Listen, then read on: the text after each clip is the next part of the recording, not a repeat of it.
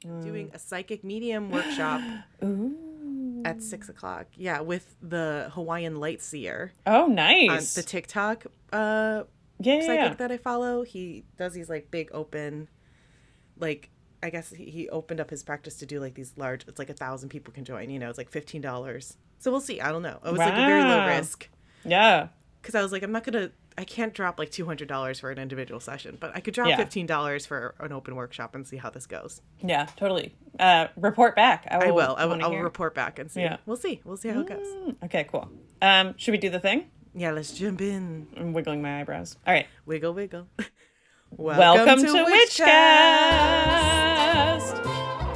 'Cause it's Witchcast. I'm Emily, I'm Kate. and we're your co-hosts of this, the Witchcast podcast. And that's right, we're your learning, growing, ever-evolving novice witches, here to explore everything under the woo-woo, esoteric, spiritual umbrella.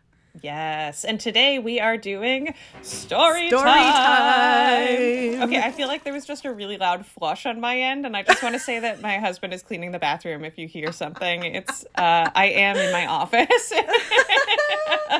Yes. And we love him, husband, and we want him to producer continue Dan. doing that, so we're not going to worry about it collectively, Yeah, all right? Team? Producer Dan's cleaning one of the Witchcast headquarters right now, aka Emily's apartment. Yeah. No, we love it. We love a clean cleaning husband. That's great. Right. That's right. Yeah, so story time. Story time. I'm so excited. We haven't done a story time in a really long time. Yeah, I know. I feel like it's been a while. And I love a story time. And in fact, I feel like my story that I'm going to tell you is sort of hearkening back to one of our very first story times, which I will tell you in what way, I guess, when we get there. But yay, story Well, I was time. going to say, I think that's a perfect transition. Do you want to go first? Should I just friggin' go? Should I just let's friggin' dive do it? Get cozy up. Let's grab All right, I'm going to tea or adjust a my cup of chair coffee. so that I'm as comfortable as I possibly can be to tell you this Yes. story. Come Cozy sit. in. sit Come around, sit me, around the children. cauldron, Witchcasters. All right, Around the so fire. one of the very first Witchcast story times that we did, I talked about La Voisin, who was a French poisoner. Yes. And today I'm going to talk about an Italian ring of abusive husband poisoners that were from around the same time period that I think I mentioned in that episode, but I was like, no, I have to tell you more about these people. Like, they can't just be a sentence. They need their own story time. They need their own spinoff. Yeah, love it. Yeah. Yes. All right, so I'm going to read this now. This is so weird. I literally wrote exactly what I just said, and I haven't looked at this in 5 days. That's crazy. Consummate professional you are. Just you had it memorized. I was ready to start reading, and then I turned, and it says, in one of our very first Storytime episodes, we talked about the French poisoner La Voisin. I think at the time I mentioned this story, but I wanted to dive further into it. Okay. Look at Great. that. You've heard of the bling ring. Now here. What an intro, Emily. Thank you for that. You've heard of the bling ring. Now hear about the 17th century Italian abusive husband poisoning ring run by an astrologer about town, of course. We're talking about the Spana Prosecution. Folks, we're talking about the Spana Prosecution, which took place in Rome between January 1659 and March 1660. The story starts several decades earlier in early 1600s Palermo with a poisoner named Tofania d'Adamo. She's rumored to have invented the unique poison, aqua tofano, that would later be used by the heroes of our story, the poisoners Giulia Tofana and her stepdaughter Geronima Spana, who would eventually move from Palermo to Rome. While many of the rumors surrounding Tofania d'Adamo, like that she was actually Giulia Tofana's mother, are almost certainly just rumors, she's worth mentioning because it is possible that Giulia Tofana was one of her disciples, if not actually a direct relative.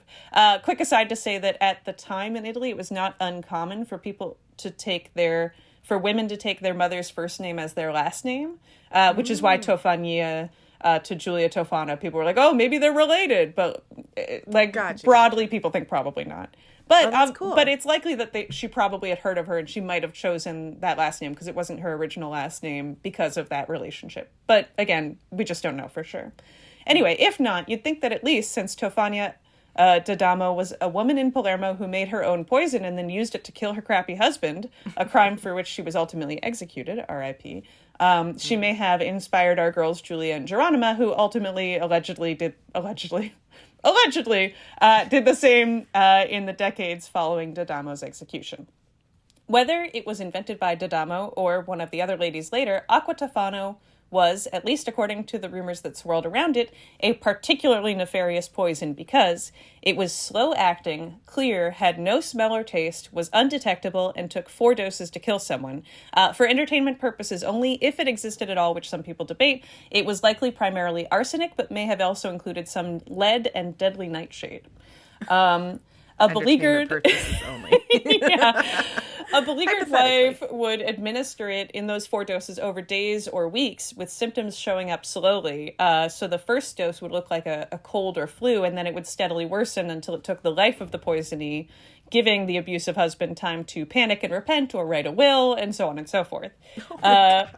Amazing. Doing this by some means or another was purportedly common enough at the time in southern Italy that people nicknamed poisons inheritance powder, since they'd free up the family fortune for the lady poisoners who would otherwise be typically under their husband's thumb. Mozart actually believed at the end of his life that someone was poisoning him with acqua tofana, saying, quote, "I feel definitely that I will not last much longer. I am sure that I have been poisoned. I cannot rid myself of this idea. Someone has given me acqua tofana and calculated the precise time of my death." Oh, my. Interesting.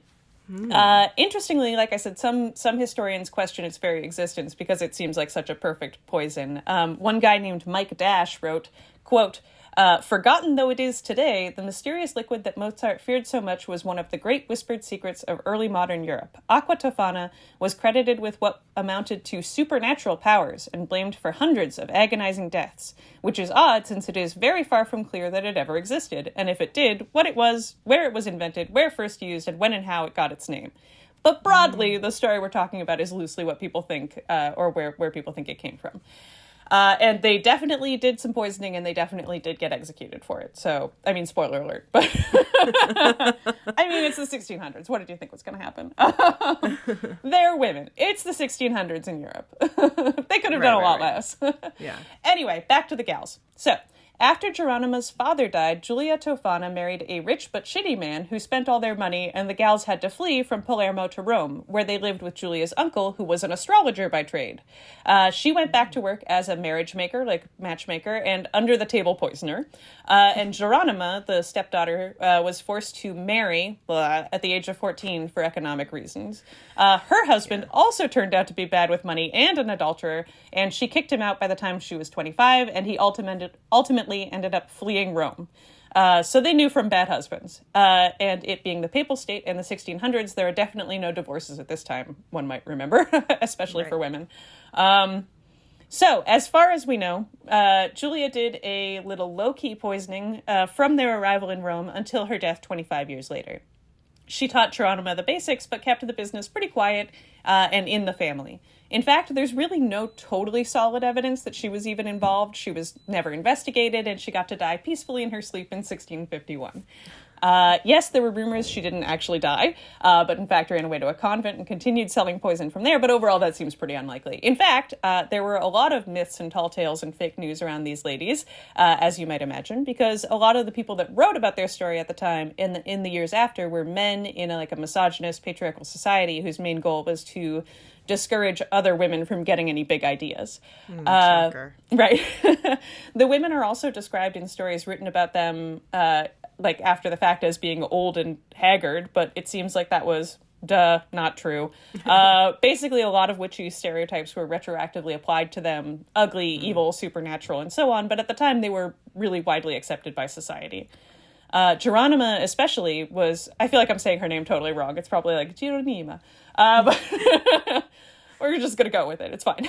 Geronima especially was beloved by the Roman aristocrats and was said to fit in the way she dressed and carried herself. They would send for her with carriages, and she got to ride around Rome like a rich bitch to go do her astrology work.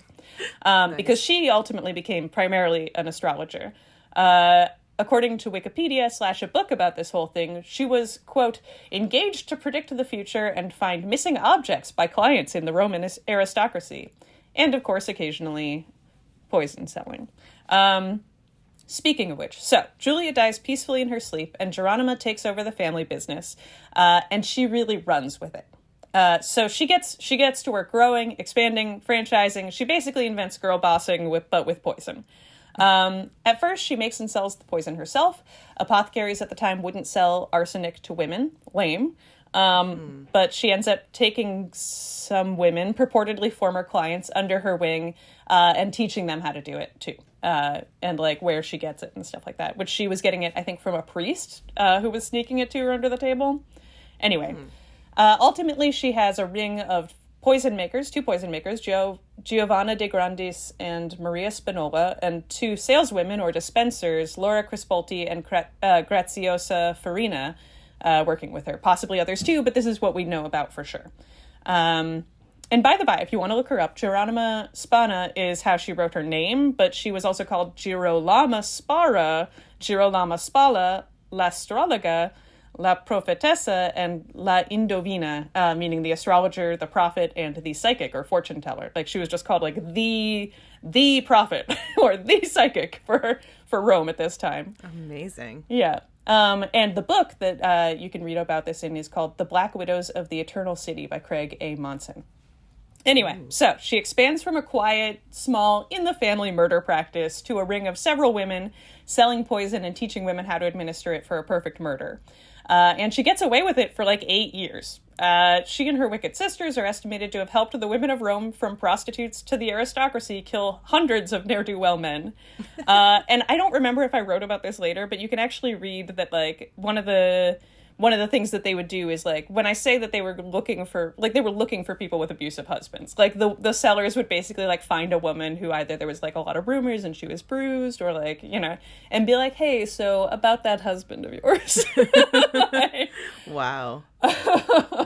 Yeah. So like, I mean, I'm not saying anyone should die, but like, you know, in a world with no divorce, if you're gonna murder anyone, neither here nor there. Right. We're not condoning murder, but you know. Yeah, it's the 1600s. In the words of Chicago. So it's not until January of 1659 that the papal authorities... So she moves to Rome... No, her mother dies in 1651. She takes over the business. It's January 1659 that the papal authorities are like, I think something's happening in Rome. This is strange. Yeah, they catch wind of the whole business, or at least they confirm that something shifty is happening when her gal, Giovanna de Grandis, is caught in flagrante, which I just learned in the process of reading this, actually means red-handed or in the act, and not necessarily in the middle of having sex. I was just about to ask, what does that mean? Yeah, in flagrante. I always thought it meant while fucking. Oh, okay. Anyway. I was going to guess in the wind, but gotcha. Yeah. So Ariana Grande, or whatever her name is captured. Giovanna de Grandis is captured and interrogated, and she ends up dropping Geronima Spana's name. The papal investigation, by the way, is actually where a lot of the best and most accurate information on this whole business can be found, and forms the basis of Craig Monson's book, which I'm very interested in reading. Basically, while a lot of the public-facing information, like I said, was heavily editorialized to make the ladies look bad and obscure any details that would teach someone how to reproduce their business, they recently discovered a 1,450-page notary's transcript of the whole investigation that's a lot more accurate. So the investigation turned up 40-plus people who were involved, from widows and wannabe widows to professional poisoners and poison saleswomen. Lots of their clients were never caught or punished. Some of the less involved women that were deemed guilty were punished with house arrest or banishment, and many of the noble women who were interrogated were granted papal immunity to talk about it, or just given a pass because of their social standing, so they got off scot-free entirely. Money talks. Money talks, baby. But things were not so good for Geronima and her poison pals. Her poison makers and saleswomen confessed and were set for execution. At the time, the rule was that you had to admit guilt to be executed, and Geronima held out for months.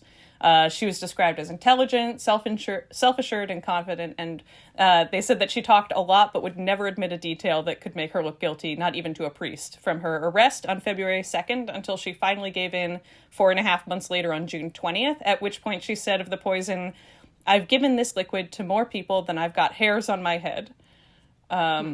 So, a lot, one would think. Do you think they tortured her? So I was reading about the torture side of things, and there's probably a little bit, but the loosely they're like, oh well, the torture's not so bad relative to other tortures here. I mean, I don't know. I didn't read enough about specifically what they would and wouldn't do at this time in Italy to women, but loosely, yes, at least a little bit. Right. And I think when everyone else had confessed and was like set to be hanged, and it was just sort of like they were like, "What are you gonna say?" Oh, and then they're actually. Not just that, they found some of her poison. I don't remember if this was before or after she was actually executed. I think it was before, but they found some of her poison like under a floorboard or something and gave it to a dog who died. And they were like, huh? Did you do it? Come on. They caught her in flagrante. Pretty close to it.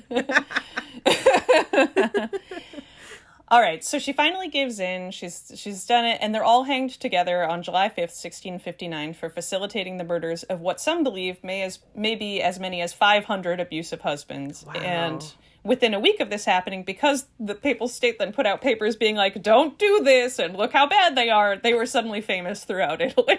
Yeah. Everyone was like, oh, wow, cool. Or maybe not, but... Right. I think it's really interesting to read the reported conversations that they had. Like I said, like broadly, the saleswomen were approaching women with visible bruises and asking covertly if they wanted to change their situations. Again, I'm not advocating for murder here, but it seems like all of the murderers filed under serial killers and poisoners, these ones kind of rocked. And all led by Rome's favorite astrologer and fortune teller. After, some men wrote that any widows who got away were almost certainly later snatched up by the Inquisition, but that doesn't seem likely. But it is worth remembering that this comes in the middle of the witch craze. It's about 30 years before the Salem witch trials, and yet they missed these actual murdering mystics for almost a decade. Wow, that's crazy. Yeah, and thus ends the tale of the Spana Prosecution. Dang. That's wild. Yeah, so they did all of this under the cover of their, like, astrological business and, like, fortune-telling business, basically. And you said this was 30 years before the Salem witch trials, but it was, like, in the middle of the European kind of craze. I was going to say, but yeah, the European witch trials were before the Salem, so this was ongoing. Yeah. So, like, the whatever it is, Maleficorum, I should know the name of it, but, we talked about this. The Malicious Handbook was like mid-1400s. So it's like, this is not new. It's not like they caused it. It's just like they're kind of in the middle of it. It's a couple hundred years after it came out. Yeah, this is like 150 to 200 years after that first book came out. Maleficent Maleficorum, right? Yeah. Is that it? Something like that. I always get the first word wrong. I know it's Maleficorum is the second one. Yeah. We talked about it in our first episode. Great link. Yeah. Anyway, yes. Anyway, That's but wild. so it's, so anyway, I thought it was an interesting story and, like loosely witchy and just, it deserved a little airtime, I thought. I think it's a cool I think it's very witchy. And interesting. Well, so you were talking about like this agua, what is it called? Tadana? Oh, yeah. Aqua Tofana? Tofana. What does that mean in English? Water. Tofana water. I don't remember what Tofana actually means, but I think it's like the name, like Tofano's the name. And was that the poison that they water. Was that the poison that she was using? Yes. So they were selling this like clear, scentless like poison that purportedly at least was invented in Palermo either by Tofania or like the not mother but like spiritual mother to them, or Julia, the actual mother. So, yeah, interesting. Because, like, my modern, like, true crime brain is, like, what's the real story? You know what I mean? Like, are they really, like, are these deaths, I don't know, like, is it... Yeah, I mean, it does also beg the question, like, was there poison at all? Was there poison at all? You know, like, what were these... We can't go back and exhume these bodies, right? Like, there were no autopsies. There was no medical advancement in terms of, like... I think that loosely, yes, it sounds like there were in fact poisonings. They definitely like were buying and selling, whether or not. And arsenic, like, we know, is a poison. Like that. Yeah. Like if a priest was selling arsenic to them, or they had. And you said, and they like taught other people how to make it. Yeah, I think that like the question is like, does this one specific poison exist that was so nefarious that like you really couldn't tell what it was? Probably in modern times, you'd be like, that's arsenic poisoning. Oh, I just knocked my seltzer over. Oh, no. Did you spill? Only a little. I caught it, mostly. It's fine. But yeah, like, loosely, they were I would say that they were almost certainly poisoning people. Because, like, otherwise, all these men just kind of, like, died after they had interactions with their wives. Yeah. Which would be crazy.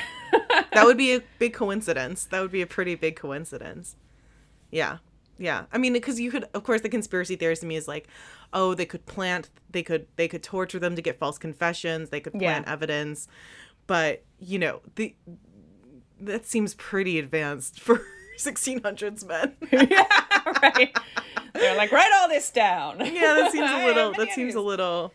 Yeah, I mean, the fact that they have, like, 1,400 plus pages of notary stuff in the investigation, but I also haven't read that, so it's possible that, like, you know, I don't know what's in there, but I think that loosely it seems like, you know, they definitely had a ring of women who were selling something to women and were, you know, approaching them, because they also had, like, testimony from the women, although also, were those women just not good either? Who knows? Yeah, but I think loosely it's probable that this is all true. Right. I mean, that's pretty badass. I mean, again, not condoning murder, but like that's, as we know, as the Dixie Chicks. Yeah, I was gonna say everybody loves a Goodbye Earl story. And Chicago have said, you know, sometimes you have to take matters into your own hands when you have a really bad DA situation. That's when your DA is the Pope. Not advocating that. But that's such a badass. For the 1600s in Rome, that's pretty badass. Yeah, and I don't know. I thought they seemed like interesting ladies who deserved a little, you know, yeah, for sure. No, it's fascinating. That's fascinating. And I think that the context of, like, I don't know, the one using witchcraft to sort of, I mean, like, obviously it's a little bit of a loose connection, but, you know, it's herbal. You know? It is. They're making potions, potions. Don't do that absolutely. At home, you know? Well, I mean, I was just reading something online the other day about, like, how, you know, witches were originally, you know, midwives and were, you know, herbalists, right? Like, they were the doulas, they were the healers. So they were getting these reputations. They were doing the folk magic was really just healing, was just herbology. So women would go and get basically abortions or whatever. That's where the eating babies stereotype came from or something, because women would go impregnate and then leave without a baby. And it was just because they were performing some sort of, like, you know, ancient sort of abortion. So same thing, you know, it's all witchcraft related. Yeah. That's really cool. Yeah. I mean, they were performing a service. They were mobilizing and achieving agency and power the best they could at that time. Yeah. And in that way, witches. Yeah. That's cool. Anyway. Very interesting. Very fascinating. Yeah. So they were all hanged, huh? Yeah. Well, just the 5 that were actually, like, making and selling, you know, the sort of ringleaders of the top situation. tier of the MLM. The directors of the poison MLM. Yeah, truly one of the first MLMs. That's how I picture it. It's just like... Yeah, especially because it was, like, clients. They were like, you want to, I don't know, maybe join up? Start selling? Notice that you bought some poison. You want to make a little money?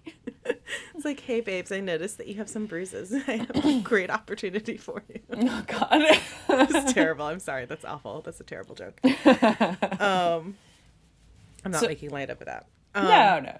We're all just doing our best out here. Yeah, we're all just trying. We're all just trying real hard. That's interesting. That's fascinating. Very cool. Yeah. Anyway, I thought it was an interesting story. What's your story for today, Kate? Today, I'm going to talk about the Ballad of Tam Lin. Oh. And I was inspired by this because 2 things. Of my friend Nina Dante, who is a friend of mine and also the sister of another dear friend of mine, Madeline.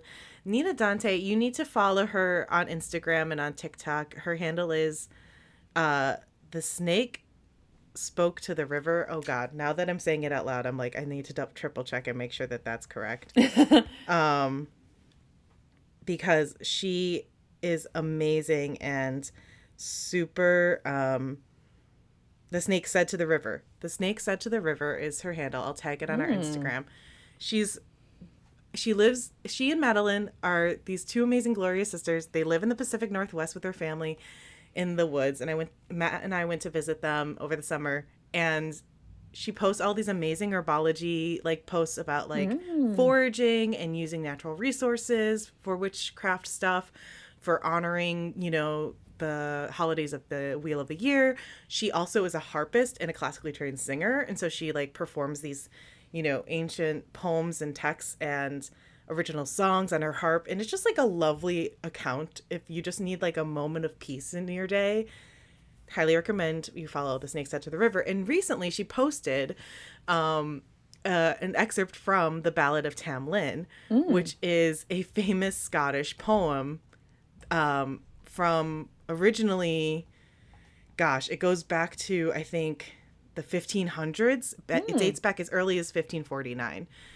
And also, I'm inspired because I just finished the 5th book of A Court of Thorns and Roses. Oh, and the guy Tamlin is like one of the characters. And yeah, right? one of the main characters is named Tamlin, and it's the first book of the series. We call this Akatar. Is named Tamlin, and the first book is very, very, very, very loosely based on this. And in my digging, in my research on this ballad, I actually learned that a lot of like, oh, actually kind of Beauty and the Beast is very similar, kind of has similar threads to this ballad, which also the first book of Akatar is based on Beauty and the Beast. I think, at least I see the threads. The similarities. So it's an ancient Scottish poem. I'm going to tell the story first, and then I'm going to just talk a little bit about some variations and a little bit of just kind of like some history and other versions and how it's kind of stood the test of time since the 1500s. Nice. Cool. Excited. Okay, so I'm not going to say it in Scottish. I'm just going to do like a summary. Okay. Okay, so it starts off. Attention, young women. They're in the beautiful woods of Carterhaugh. You must be aware because it is guarded by a fairy knight, and he's very handsome. But you cannot go in Carterhaugh because this fairy knight guards these woods, and he will extract a toll from any maiden who is foolish enough to wander in there. He might take from you a precious good like a ring or an item of clothing, or he might even take ye maidenhood, your virginity. So do not go into the beautiful woods of Carterhaugh. But our ingenue, our heroine, young Janet, Young Janet? Young Janet. Sometimes in some versions we know her as Margaret. But young Janet does not listen to these warnings. And she decides to visit the woods of Carterhaugh instead. While she's traveling through these woods, she finds a double rose and she plucks it. And Tam Lin, this fairy knight, handsome fairy knight, appears. And he's like, hey, don't touch my flowers. Why are you here? And Janet's like, excuse me, these woods of Carterhaugh were gifted to me by my father, and he said that I can come and go as I please. These are actually my woods. Nepo baby, I see. Yes. She's like, my daddy gave these to me. And he's like, I don't think so. But you're kind of hot. And she's like, you're kind of hot. And so they start to talk, and they get to know each other. And then, things happen. One thing leads to another. One thing leads to another. And, magic happens. Yada, yada, yada. After some time, Janet goes back home. Oh, also, I should mention, Janet's wearing a beautiful green dress, which is a color said to be the favorite of the fair folk, of the fae folk. Also, sometimes it's a great color. He's known as an elf, not a fairy, but I'm going to stick with fairy. So, Jen has a little liaison with Tam Lin. She goes home, and then after a while, she starts to show signs of pregnancy. And her dad's like, excuse me, Janet, what's going on here? Are you pregnant? Who knocked you up? And Janet's like, I'm not naming names. It's not your business who my baby daddy is. But it's a fairy knight. And her dad's like, okay, cool, I guess. So right. It's not any of these other nights. And she's like, no, it's a fairy night. It's not your business. I'm going to go back to Carterhaugh. So she goes back to Carterhaugh and she's like, don't worry about it, Dad. I'm going to take care of it. So she goes back to Carterhaugh and she decides to go gather some herbs to basically get an abortion. She's like, I know I'm going to fix this. Don't worry about it. I got it. She goes to take care of herself. She's back at Carterhaugh picking some herbs. Tam Lin pops up again. He's like, hey, boo, where you been? She's like, oh, hey, hi, long time no see, what's up? And he's like, wait, why are you picking those herbs? Like, what are you doing? And he realizes that she's pregnant and she's intending to abort the baby. And he's like, wait, you're pregnant? Oh my God, like, I'm gonna be a dad? Like, you're gonna abort the baby? He's like, but I want, like, let's make this work. I love you. Like, I can be there for you. She's like, I don't know, man. Like, you're a fairy knight and everything. And he's like, well, look, actually, I'm a human. Surprise. Oh. And I'm not a fairy knight. I was stolen by this evil fairy queen. I don't know if she's evil, but I was stolen by this fairy queen. Actually, I'm just like a human in disguise. I was riding my horse one day with my grandfather through these woods, and I fell off my horse. And this fairy queen caught me and carried me away. But you can save me, actually, and we can raise our baby together if that's what you want.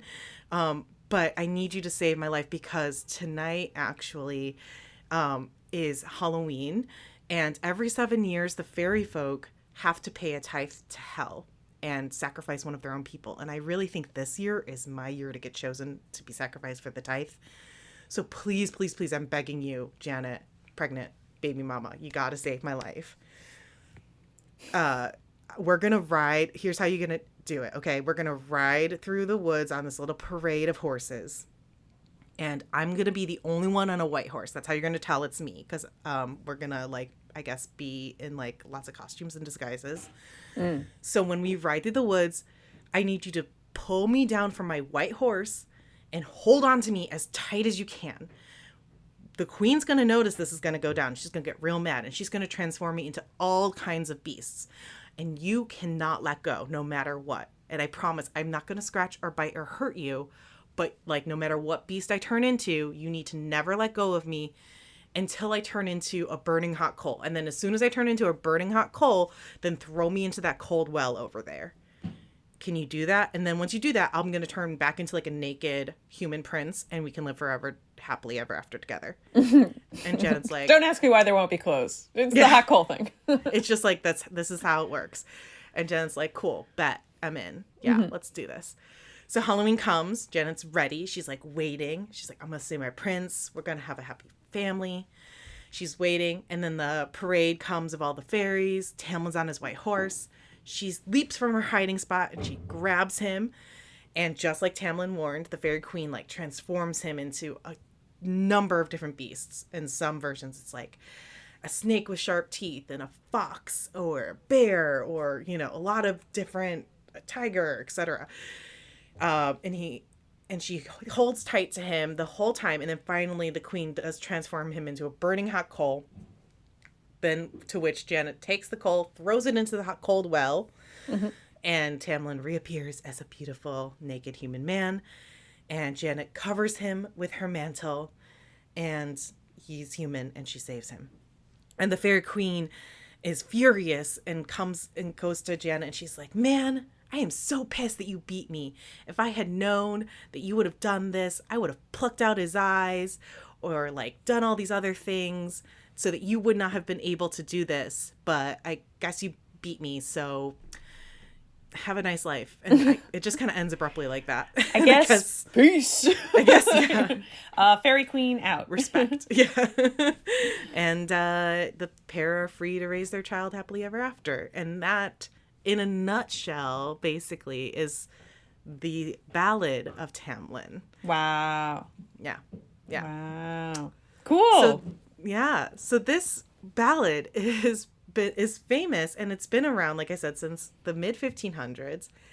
And it's pretty feminist and progressive for its time. There's a lot of different versions. So a few variations and notes just on it. Tam Lin is also known as Tam Lin, Tambling, Tomlin, Tam Lien, Tamerlane, Tam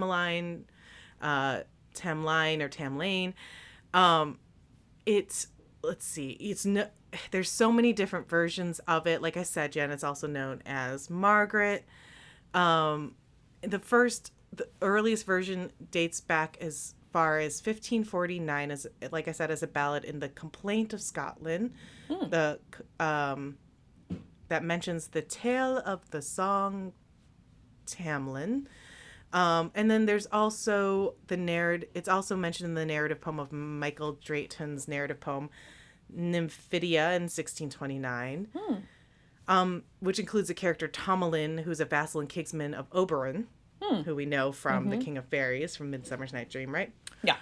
Your good pal Robert Burns wrote a version of Tam Lin, based on an older version of the ballad, which was printed in James Johnson's Scots Musical Museum in 1796. It's featured in several 19th century books of fairy tales under different titles. The Elphin Irving, The Fairy Tales Cupbearer, in Traditional Tales of English and Scottish Peasantry by Alan Cunningham in 1822, Wild Robin and Little Prudy's Fairy Book by Sophie May in 1866, and Tam Lin and More English Fairy Tales by Joseph Jacobs in 1893. Point being is that it's just, there's many, many versions. It was originally set to song, which I think is really cool. But, you know, at the end, the fairy queen threatens to take out Tam Lin's eyes. That was a common folklore precaution against mortals who could see fairies. That was taken out of the later versions. Yeah. But that was like a pretty common fairy, folklore. And it's then been reimagined in a lot of popular pop culture, in books, in movies. Like I said, obviously, it's very, very loosely inspired the ACOTAR series, but there's novels. There's one film in 1970 about Tam Lin. In comic books, it's just kind of crazy that I never really honestly heard about it until I actually recently. I didn't realize that I had heard it, but I heard the story in a musical that I saw last year. Oh, really? What That was musical? here. It was, I'm trying to remember the name of it. It had like a long name, but I think it was by the Scottish National Theatre or something like that. It was like, there was a Scottish theater company that was here in New York it was just like a month or a month and a half long run. And it was like about a woman who was doing her graduate degree or who was a post-grad or something like that in Scottish folklore at like a Scottish university, and like, but then it like wove in actual Scottish folk tales to like her life, where she was like cool. taken by the devil and stuff for like most of it. And it's like a musical. It was great. That's so cool. I actually, you know what? I'm going to take 10 seconds to look up what it was called, because it was like, it was so cool that I recommend, if there's like a recording out there, or if you can read the script or something. It was like, yeah, that sounds like a really, really interesting show. I'd love to learn more about that. Yeah, it's such there's a lot of there's a Vox article that I'll post in our website about how Tam Lin's kind of like a very feminist, pro-choice ballad. In some versions of it's a little vague on whether or not she really goes, if Janet/Margaret goes into the woods back to Carter Hall to actually have an abortion, or if she just went to pluck the flowers again. I read a couple versions of the original text, and honestly, I'm always surprised how it really is kind of easy to understand ancient Scottish writing in a way. Like, I'm always kind of surprised. It's not that difficult for at least for me, I guess, maybe because of Shakespeare training, but like, it's pretty easy to understand. And when I was reading it, it is pretty clear that she's trying to, take care of herself, at least in my interpretations. yeah, But she's exercising her right to bodily autonomy. yeah, again, though, we are a puritanical founded country, so our views on abortion are very different than, like, let's say 1500s Scotland. Like, it's a very different time period. So anyway, It was called The Strange Undoing of Prudencia Hart. ooh, I love that title. Yeah, it was great. Sorry, Okay, send me belated, that link but- and I'll post it on our website as well. That's fairly cool. Yeah, if I can find something on it that's like, I'll see what I can find that you can watch or see or something. It was really cool. I think it ended in like April, but I'm sure or I don't know. I'm not sure they'll do Hopefully it again. Or it'll have be recorded it or remounted, something, yeah. But yeah, if they do, find it, see it. Yeah, very cool. Well, anyway, so that's it's just neat that it's kind of withstood the test of time. It's a fun little. I mean, I know Halloween's over, which I'm very sad about, but it's it's a fun little ancient ballad. And November's still kind of creepy. yeah, November's still spooky. And like I said, my friend Nina posted she sang a version of that ballad on her Instagram at the Snake Sat to the River, so you can go listen to like what the ballad sound, and she sang it in the Old Scottish, so you can like listen to it the way it was meant to, the way it was written, which is cool. Very cool. And I'll post that as well on our Insta and on our website. But that, in a nutshell, is the Ballad of Tam Lin. Yay! Magical fairies. Magical fingers. And also, if you haven't read ACOTAR, you don't need to. Oh yeah, okay, so you're like books. 5 books in, right? I finished, everything that's written I've read. Okay. At least I haven't read, like, there's apparently like secret chapters. I haven't read those yet, but it's deep. I'm too deep, I'm too deep to stop. But it's kind of like, it's similar to like Harry Potter, or I guess I never read Twilight, but I'm assuming like Twilight, where it's like not the best. It's kind of stupid in a lot of ways, but you get sucked in and then you're just like attached. Yeah. Just like okay, I guess I'm doing this now. Yeah. Like you get attached to the world and the characters, and then you just kind of can't prior. It's good. Yeah, it's like you're halfway through book 6 and Harry's just been in a tent whining for like 80 pages and you're like, why am I still here? But like, you can't give up now. Right. I will say at least the ACOTAR series does move a lot quicker than the Harry Potter series in a lot of ways. But whatever. I could go on. I'm not going to go. This is not a time to complain about ACOTAR. But it's fun. It's dumb. It's like fun romance fantasy fun. If that's what you're looking for, go for it. Yeah. I guess what I'm hearing is if anyone's read it, I think Kate wants to talk about it. So yes, feel free to reach out. Please DM me if you would like to talk about it. You know what book duology I do really want to recommend is actually The Six Crimson Cranes by Elizabeth you were saying Lim. that to me, but maybe not on the air. Not on the air. I will say this, because after reading ACOTAR, I feel like I can double down on this. It's only 2 books. Mm-hmm. It's The Six Crimson Cranes and then The Dragon's Promise by Elizabeth Lim. It's an Asian fantasy duology. It is young adult. There's no sex. It's a little bit of romance, but mostly just strong female protagonist. It is young adult, so it is like targeting, I would say, like middle school, young high school. But it's a fast read, and it's really well written.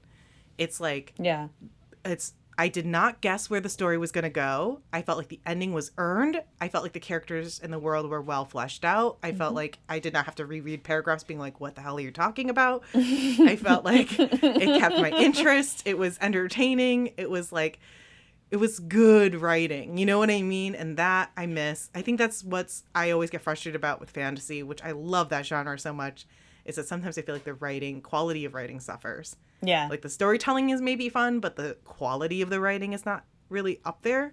Yeah. Where I felt like now after reading ACOTAR, I'm like, man, I felt like the Six Crimson Cranes duology writing was one of the...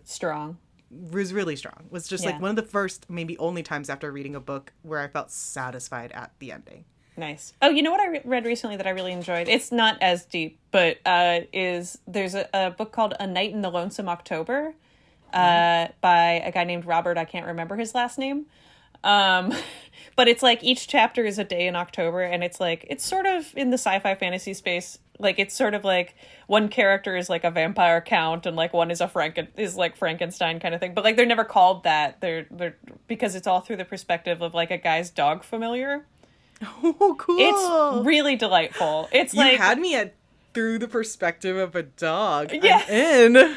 It's so delightful. It's like, and just like it's like a shortish book, and it's really well written, and it's like, this guy passed away, I think, in either 1989 or like the early 90s, but he was like an influence. This was his last book, but he was like an influence on Neil Gaiman and like other people like that. Like, he's very funny and like weird, and like one of the chapters, not to give too much away, but like most of it kind of takes place in like a world that is like spooky and has monsters, but like loosely our real world. But like there's a chapter where they like slip through into a dreamland, and then it's like, you want to talk about like, I need to reread that paragraph because I don't know what you're talking about. But it's just like thick fantasy language where it's like just like 3 pages of a cat describing like hills and like different cities and stuff as they fly over. And it's like, it's so weird, but it's just like very delightful in its own way, where you're like, I can just be here for a minute. That sounds perfect, because actually I need like a new book to dive into. What is it called again? A Night in the Lonesome October.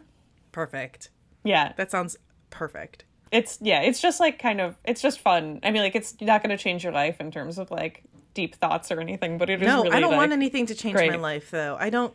Look, I'm real into escapism right now. I really need my books to be a little safe haven. Heck it out, because you are Okay. absolutely gonna like that then. Yes, you had me at POV from a dog and Yeah. Neil Gaiman's inspiration. Like, Yeah, you like could the not have pull sold that quote is harder. from him on the book, I think. So Okay. Yeah. Amazing.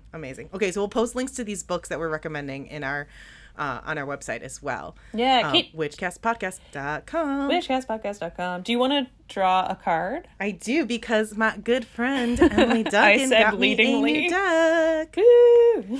I ran downstairs right before recording to grab it.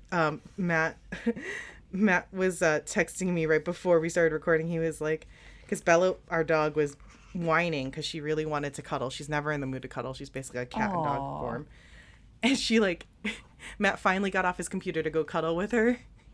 And she jumped up on the couch, cuddled with him, turned around and farted on him No! at the same time. And I was like, that's my girl. That's my girl. That's my daughter.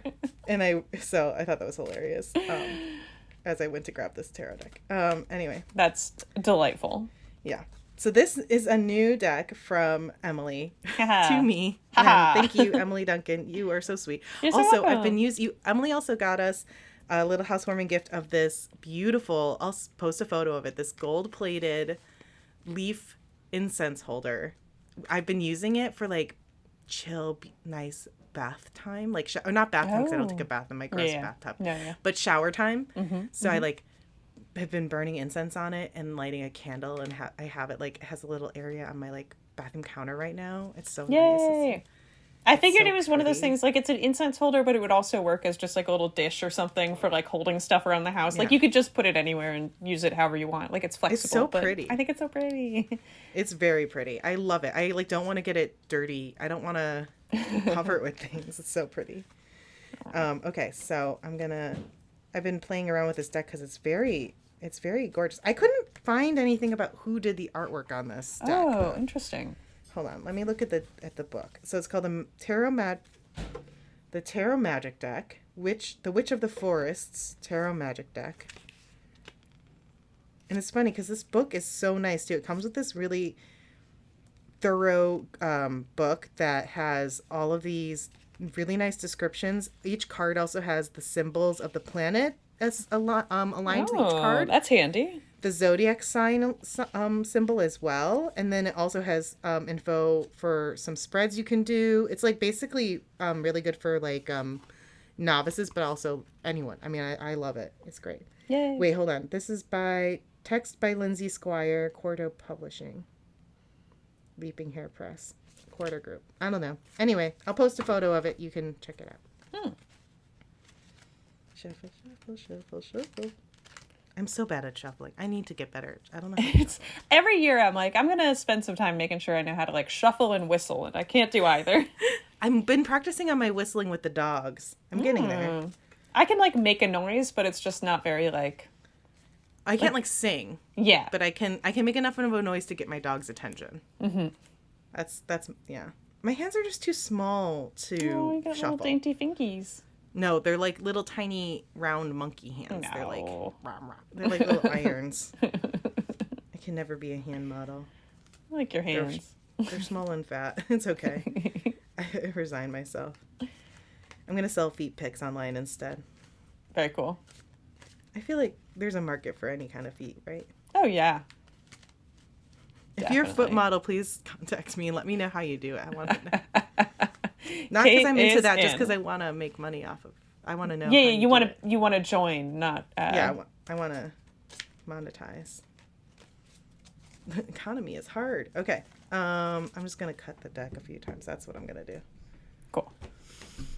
Okay. Okay, we have the 7 of Cups. Ooh. And I did pull it reversed. Oh. But we can talk about... Both ways? Yeah. Oh, look at this. Oh, yeah, and it's got like a little lady symbol and a Scorpio symbol. I noticed. I think the lady symbol is Venus. Oh. I remember that Right, because that makes sense. men are from Mars, women are from Venus. Yeah. That sounds true. Okay, so I'm going to read what the book says because the book has really nice... Yes, give it to us, book. I love this too because again, we'll post a photo of the card on our Instagram, but it has like these really beautiful, like kind of foily, reflective. The cards are kind of shiny. Yeah. Yes. What's the word? Shiny. 7 of Cups. The 7 of Cups represents opportunities, choices, and illusion. You may have many opportunities open to you or choices that need to be made, but not everything might be as it seems. Evaluate your options so your choices are informed. This card symbolizes wishful thinking. It's a reminder to be realistic in your dreams and be prepared to work hard to manifest them. I like this too because, you know, this one normally in the Rider-Waite-Smith deck is like that person looking down from the clouds at all those different cups. And here we have just the kind of the cups among these golden swirls with all these little symbols in them. Yeah. Yeah, it's neat. Yeah. I like a sort of more abstract deck. I mean, I like them all, but like I think it's fun to see different interpretations, you know? Right. But and it has the core symbolism. It has kind of everything you need to... Like, it's like here's a selection of cups with different things inside them, and like some of them might be like they just have like little wispy bits. Yeah. And I like, you know, it's interesting that it is in Scorpio and Venus, and we're in Scorpio season right now.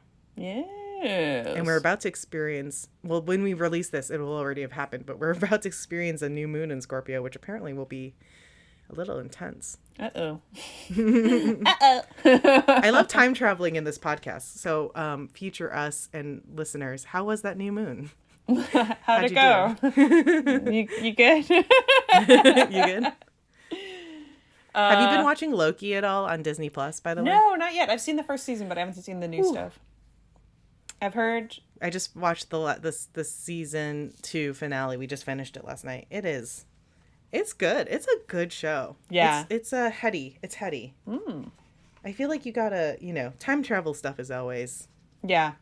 Yeah, I feel like I've been putting it off, not because I don't want to watch it, but just because it's like, I haven't had... We've just been watching like... mind space.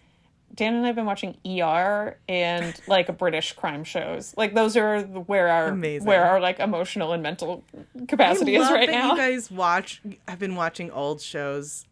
Like that's what you do. You go to the beginning and watch through old shows. Yeah. Did you finish all of Naruto?